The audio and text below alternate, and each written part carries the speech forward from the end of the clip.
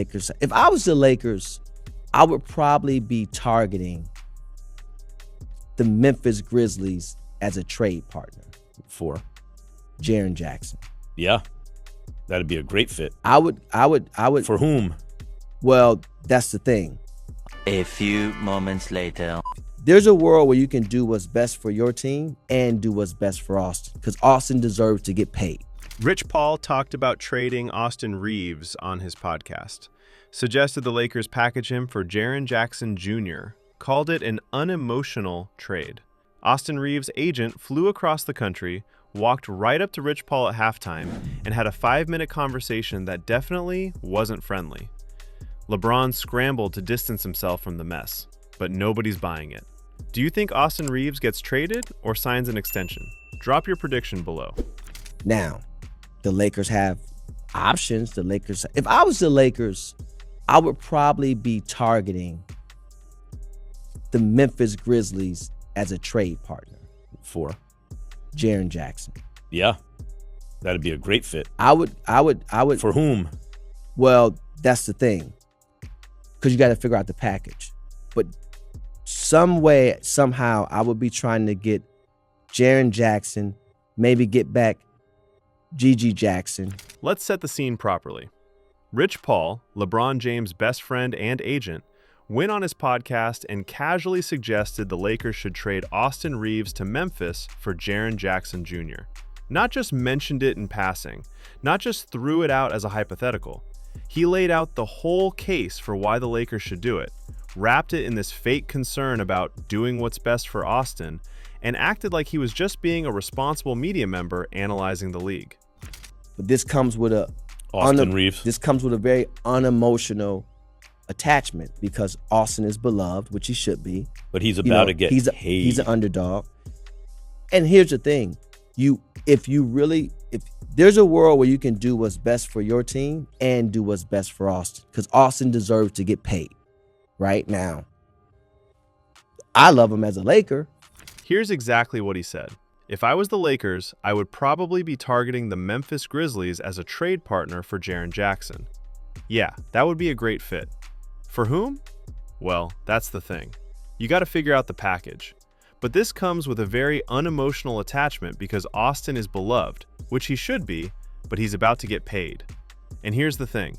If there's a world where you can do what's best for your team and do what's best for Austin, because Austin deserves to get paid right now. Notice the language. Unemotional attachment. Austin deserves to get paid. Do what's best for Austin. That's agent speak for, we want this player gone, but we're going to pretend we're doing him a favor. Rich Paul wasn't wearing his media hat when he said this. He was wearing his Klutch Sports hat, looking out for his client LeBron James, who apparently wants Austin Reaves off the team. The obvious thing is that Austin Reaves is a really good player, and he's about to get paid, and there's a little bit of redundancy on the team because they already have an on-ball scorer in Luka. But see, I'm starting to figure this out now, Max. I think you're doing this shit on purpose. I'm setting you up. I really do.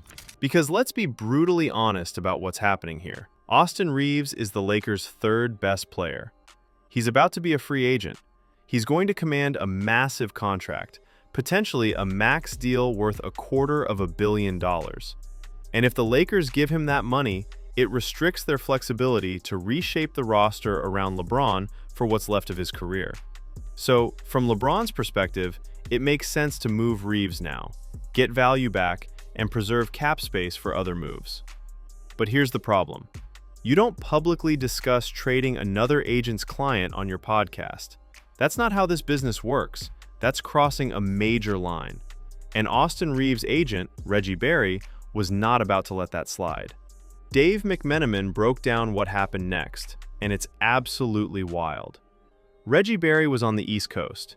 He saw Rich Paul's podcast episode, and he decided right then and there that he needed to fly to Los Angeles to handle this situation in person. Not a phone call, not a text message, not a strongly worded email through official channels. He got on a plane, flew across the country, showed up at the Lakers game, and waited for halftime. Probably not enough who commented on what you said actually watched the clip, even the full clip. Right. Including My man Reg, who happens to be Austin's agent, we talked. This is my guy. I mean, I've known him for 20 years. And he said, Rich, I didn't watch the show. So, okay. So we talked about it. And I'm like, look, Reg, you my man. And I want Austin to know this is not about Austin Reaves because, one, love the player, love the person. And two, I actually need him to help me with my golf game. At halftime, while everyone else cleared out to go to the chairman's lounge or Jeannie Buss's private club, Rich Paul stayed courtside, holding court like he always does. And that's when Reggie Barry walked right up to him. They had what McMenamin described as an exchange that lasted over 5 minutes. He tried to soften it by saying he wouldn't necessarily call it heated, but come on. You don't fly across the country to have a pleasant conversation. You fly across the country because you're angry and you need to set boundaries immediately. Think about this from Reggie Barry's perspective. He represents Austin Reaves, an undrafted player who worked his way into becoming a critical piece for the Lakers and is now on the verge of securing generational wealth. Reaves is about to get a massive payday, either from the Lakers or another team in free agency. And then Rich Paul, the most powerful agent in basketball, goes on his podcast and suggests the Lakers trade his client. That's not just disrespectful, that's potentially damaging to Reaves' value, his confidence, and his relationship with the Lakers organization. Because now everyone's talking about it. Fans are debating whether the Lakers should trade him, media members are analyzing potential trade packages, Lakers management is being asked about it in press conferences, and Austin Reaves is sitting there wondering if his own team wants him gone, if LeBron James considers him expendable, and if he should even bother trying to negotiate an extension with a franchise that's publicly shopping him through media channels. Rich Paul tried to dress up his comments as doing what's best for Austin. Austin deserves to get paid.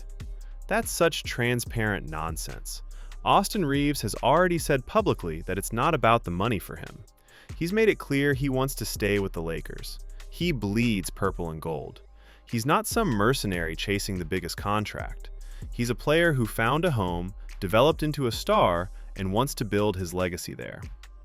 But LeBron James doesn't want him there. Let's just say it plainly. If LeBron wanted Austin Reaves to stay, Rich Paul doesn't make those comments. Rich Paul is LeBron's mouthpiece. He always has been. When Rich Paul speaks about Lakers roster decisions, he's speaking for LeBron. Everyone in the NBA knows this. It's not a secret. It's how their relationship has always worked. LeBron knows that if Austin Reaves gets a max contract and stays with the Lakers, that's money that can't be spent elsewhere. That's roster flexibility that disappears. And more importantly, Austin Reaves getting that contract means he's officially the future of the franchise alongside Luka Doncic, not LeBron. And LeBron has never been good at accepting that he's not the centerpiece anymore. After this whole thing blew up and went viral, LeBron had to issue a statement trying to distance himself from Rich Paul's comments. And the statement was hilarious in how transparent it was. He said, AR knows how I feel about him. All you gotta do is look at us on the bench. Me and AR talk every single day. So AR knows how I feel about him. And I hope AR or his camp don't think this is words from me coming through Rich. That sentence structure alone is telling. I hope this was a writer's error. What does that even mean? There was no writer. It was a podcast. Rich Paul said the words directly. There's no editor to blame. There's no journalist who misquoted him. Rich Paul looked into a camera and said the Lakers should trade Austin Reaves for Jaren Jackson Jr.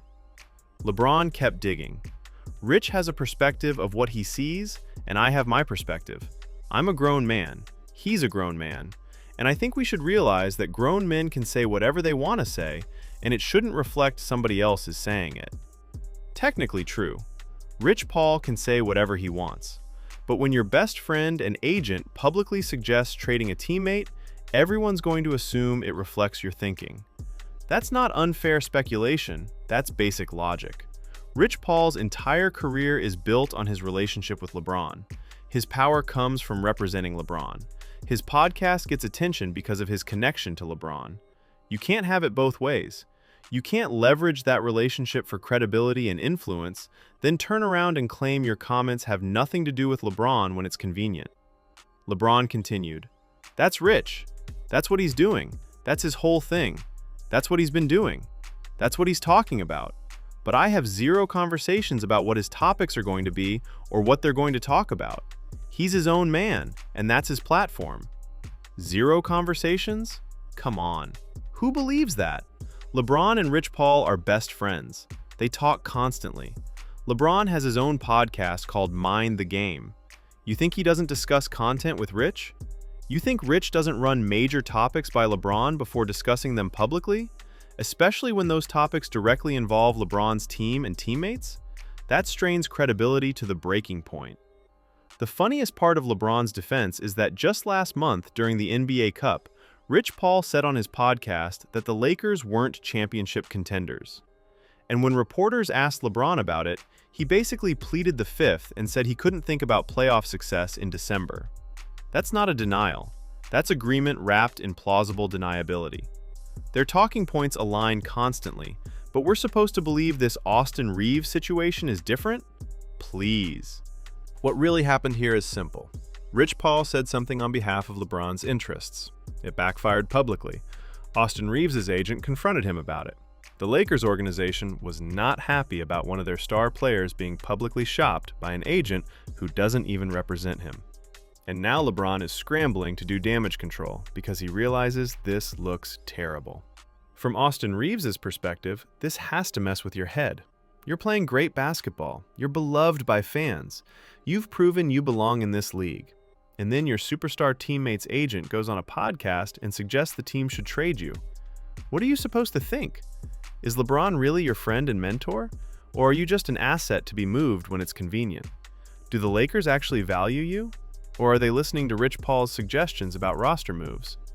That uncertainty affects performance. It affects your willingness to take a discount to stay. It affects everything. And Reggie Barry knows that, which is why he flew across the country to confront Rich Paul face to face. Because this wasn't just about the principle of the thing.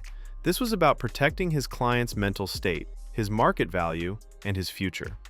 The altercation at halftime was definitely more heated than McMenamin let on. He tried to soften it with his language, saying he wouldn't necessarily call it heated, but the facts tell a different story. Reggie Barry flew from the East Coast specifically for this confrontation. They talked for over 5 minutes at center court with everyone watching. That's not a casual conversation. That's a confrontation where boundaries are being set and warnings are being issued. And those warnings are completely justified. In the agent community, there are unwritten rules. You don't publicly discuss another agent's client as a trade candidate. You don't speculate about their contract situation.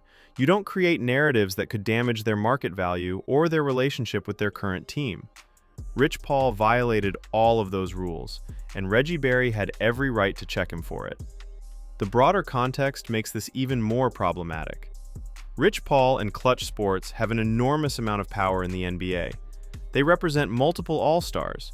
They have relationships with front offices across the league. When Rich Paul speaks, people listen. So when he suggests the Lakers should trade Austin Reaves, that's not just one person's opinion. That's a powerful industry figure potentially influencing roster decisions. If you're another agent, you have to push back against that. You have to make it clear that publicly discussing your client in trade scenarios is not acceptable. Because if you let it slide, it sets a precedent that Klutch Sports can shape narratives about players they don't even represent. That's dangerous for the entire agent ecosystem. Every single year, LeBron's teams undergo massive changes at the trade deadline. Cleveland, Miami, Cleveland again, Los Angeles. The pattern is always the same. Mid-season, there's roster upheaval. Players get traded. The team gets restructured around LeBron's preferences. And inevitably, younger players or developing talent get sacrificed to chase short-term improvements. Austin Reaves is just the latest name in that cycle. But this time, his agent isn't playing along quietly. He's confronting the situation head-on, making it clear that Austin Reaves isn't a pawn to be moved around based on LeBron's preferences voiced through Rich Paul's podcast. The most likely outcome? Austin Reaves stays with the Lakers through this season, plays well, and then tests free agency this summer. He'll have options. Multiple teams will offer him significant money, and the Lakers will have to decide if they're willing to pay him what he's worth or if they let him walk to preserve flexibility. But that decision should be made by the Lakers front office, based on basketball and financial considerations, not by Rich Paul on a podcast episode designed to serve LeBron's interests. Rich Paul crossed a line, got confronted for it, and LeBron tried to pretend it had nothing to do with him. Nobody's buying it. If you think Austin Reaves gets traded before the deadline, hit that like button. If you think he stays and signs an extension, smash subscribe. Either way, this Lakers drama is just getting started, and we're here for all of it.